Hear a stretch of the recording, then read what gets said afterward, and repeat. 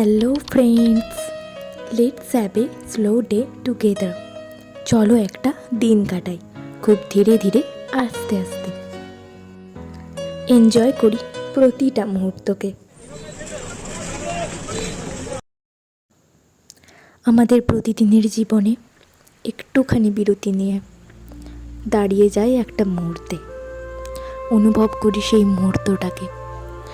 ঘুরে আসি এমন কোনো জায়গায় যেখানে শুধু গাছপালা শান্তির প্রলেপ দেয় তোমার ক্লান্ত জীবনে।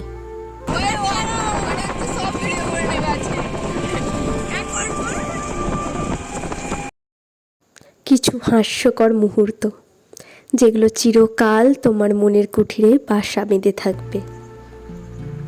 শুধুমাত্র একটা দিন যা ভুলিয়ে দেবে তোমার সারা বছরের হতাশা, একাকিত্ব, মন খারাপ।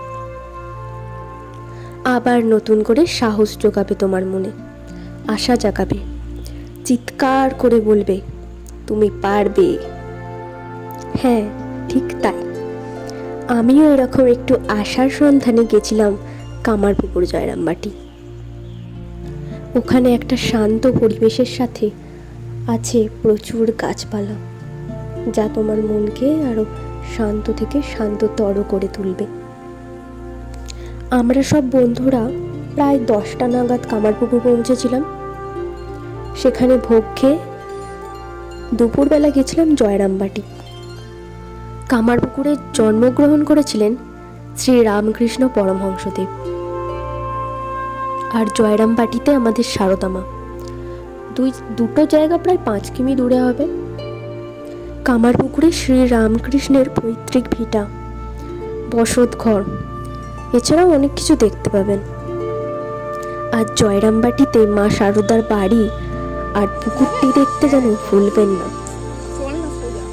একদিনের ট্যুর হিসাবে এখানে আসা যেতেই পারে।